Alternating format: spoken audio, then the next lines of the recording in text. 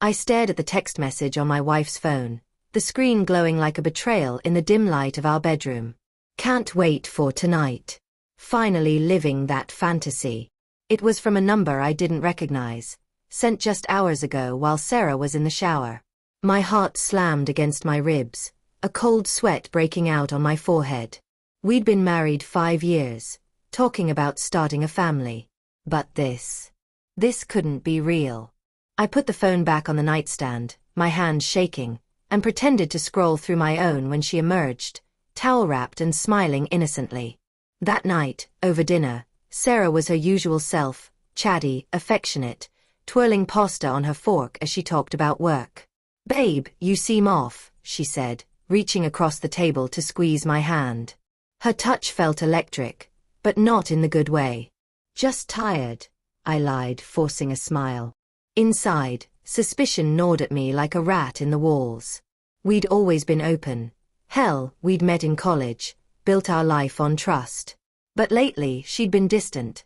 Late nights at the office, secretive smiles at her phone. I chalked it up to stress from her promotion. Now, that text replayed in my mind, a whisper turning into a scream. The next morning, I couldn't shake it. While she slept, I grabbed her phone again, guilt twisting in my gut. No passcode, we'd never needed one. Scrolling through her messages, I found the thread. It started innocently. "Hey, remember me from the conference?" Then it escalated. Flirty emojis, shared memories of a night out with colleagues. My breath hitched as I read her reply from 2 weeks ago. "I've been thinking about it too. What if we just... one time. Before life gets complicated with kids." Kids. Our kids. The ones we'd planned for months, picking out nursery colors. Denial hit hard. I told myself it was just talk, harmless venting. But the latest message, meet at the hotel bar, 8 p.m. One night to cheat, live the fantasy. My world tilted. I confronted her that evening, casually, over coffee. "Who's Alex?" I asked, keeping my voice steady. She froze mid-sip, her green eyes widening just a fraction. "Alex. Oh, from work. Why?" "Natural, too natural." But her fingers tightened on the mug. "Saw a text pop up," I said, watching her. She laughed it off. "Just a coworker. We're planning a team-building thing." "You're being paranoid, Mike." "Paranoia? Maybe." But that laugh didn't reach her eyes. We made love that night, her body responding like always, but I felt the distance, a chasm opening between us. Heartbreak seeped in, slow and poisonous, as I lay awake, staring at the ceiling. Days blurred into a haze of suspicion. I started noticing things. A new perfume, lingering faintly on her clothes, not the one I bought her. Lipstick smudges on collars that matched the shade she wore only for girls' nights. She'd come home late, cheeks flushed, stories about traffic or deadlines that didn't add up. I denied it at first. Sarah wasn't the type. She was the girl who cried at rom-coms, who wrote me love notes on foggy mirrors. But anger simmered beneath the denial, hot and unbidden. How could she? After everything? One afternoon, I followed her. God, I hated myself for it, tailing her car from the office like some jealous stalker. She parked at a cafe downtown, not the hotel from the text, but close enough. Through the window, I saw her, laughing with him. Alex, I assumed, tall, sharp-suited, hand on her arm. My stomach churned.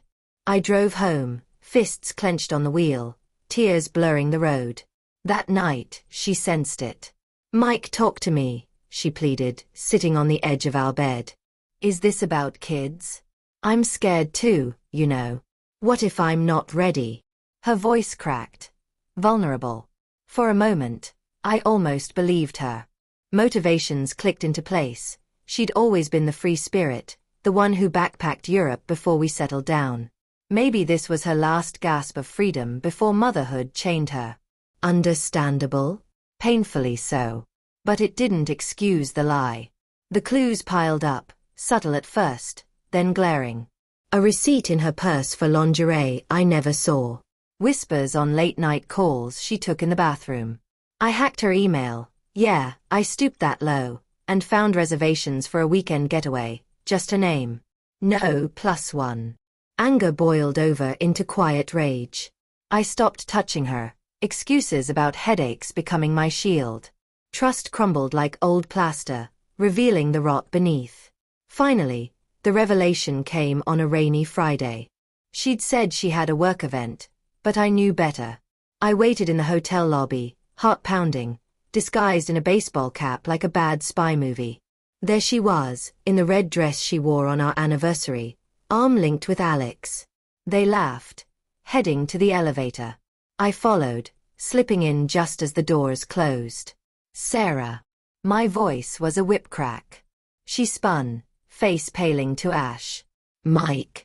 What are you? Alex backed away, hands up. Dude, I didn't know she was married. Liar.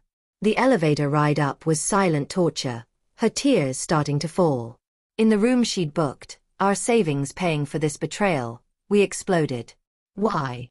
I demanded, voice breaking. She sank onto the bed, sobbing. I love you, Mike. But I needed this. One night to feel alive again, before kids trap us. You were always so steady, so safe. I wanted danger, just once. Her words gutted me. My reliability, my love, reduced to boredom. Anger surged. You think this is a fantasy? This destroys us. We screamed, accusations flying like shrapnel. Heartbreak peaked as she admitted the affair had been going on for months, not just one night. Denial shattered. Trust was ashes. I left that hotel a hollow man, rain soaking me as I walked aimlessly. Divorce papers followed weeks later, the house echoing with her absence. But in the quiet, reflection crept in. Her motivations, fear of losing herself to parenthood, were human, flawed. Mine too. Ignoring the signs, clinging to a perfect image. We were both broken, in our ways. Now, alone with my thoughts, I wonder if forgiveness is possible, or if some betrayals scar too deep. Life goes on, but the fantasy, it died that night, along with us.